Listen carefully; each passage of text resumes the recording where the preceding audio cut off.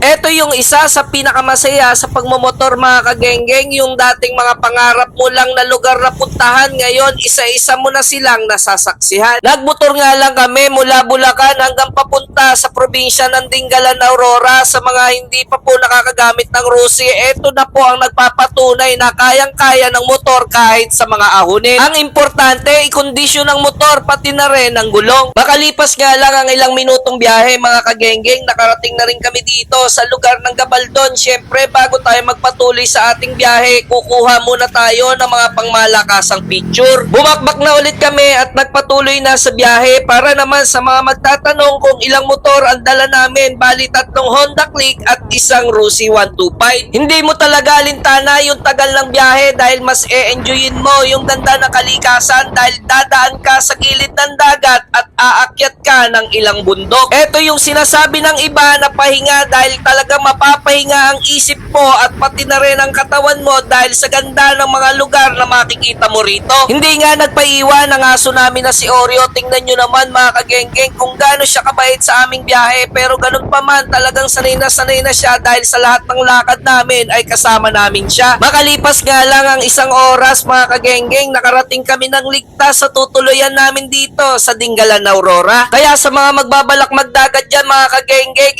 eto po yung kaya kong irekomenda sa inyo na hindi talaga ako mapapaya dahil nga po sa sobrang bait nila sa mga guest nila. Bali mga kagenggeng, ito nga palang pagtutuluyan namin ay nagbook nga pala kami ng 3 days and 2 nights na nagkakahalaga ng 5,400 na paghahati-hatian namin sa 8. Wala na nga kaming po problemahin dahil nga po kasama na dyan ang lutuan at may gasol na rin, tapos may mga tubig at mga pinggan, bukod pa nga ron, all in na to at wala na tayong dapat bilhin. Syempre, bago kami magpunta rito mga kagenggeng, dumiretso muna kami sa palengke para bumili ng mga pagkain na pwedeng lutuin na aabot ng 2 araw. Isa nga pala si Ate Melanie mga kagenggeng, sobrang bait niya at talagang wala akong masabi lalo na sa mga guest niya, pero ganun pa man talagang pinahihirap niya yung mga bagay na pwedeng ipahirap sa'yo, minsan maiiya ka na lang. Papasok naman tayo dito sa kusina mga kagenggeng, lahat po pala ng makikita nyong mga gamit dyan ay pwedeng gamitin, pero ganun pa man ay kailangang ibalik ng malinis. May pupuntahan nga pala kaming sikat na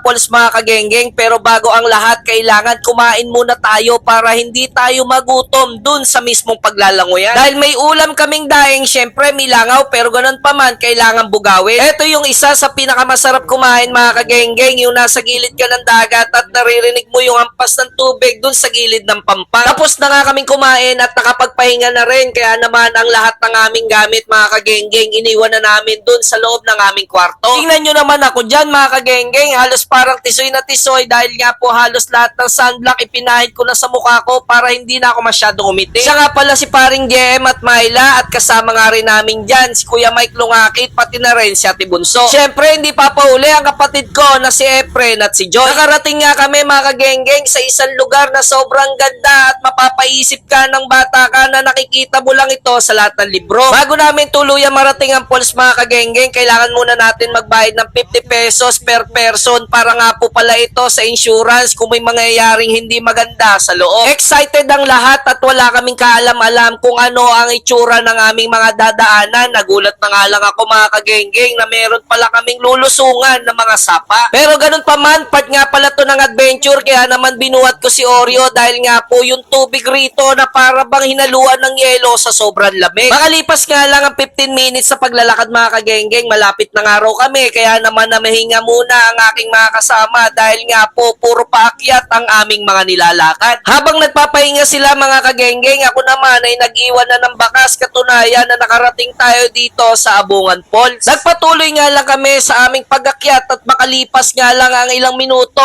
isang malaparaisong ganda ang bumungad sa amin. Mapapaisip ka na lang kung ikaw ba ay nasa ibang mundo dahil sa sobrang ganda ng lugar dito. Kaya naman agad-agad gumayak na kami para magbaba dahil ngayong araw ay susulitin na nga pala natin ito mga kagenggeng dahil nga po uuwi na rin tayo ng Bulacan. Marahil marami nagpaplano ng ganitong travel pero hindi natutuloy dahil nga po may mga kanya-kanya ng responsibilidad sa mga pamilya. Kaya naman mga kagenggeng, ituloy nyo yung plano dahil nga po maiksi lang ang buhay. Gawin nyo yung mga bagay na nakakapagpasaya sa inyo dahil balang araw pagsisisihan nyo yung mga bagay na hindi nyo nagawa nung malalakas pa kayo. Malay natin tayo pa ang magkakasama sama-sama sa mahabang paglalakbay na puno ng saya at kwentuhan. Maraming salamat po sa inyong walang sawang pagsubaybay at pagsuporta sa aking mga in-upload na video. Yun lamang po at ingat tayong lahat.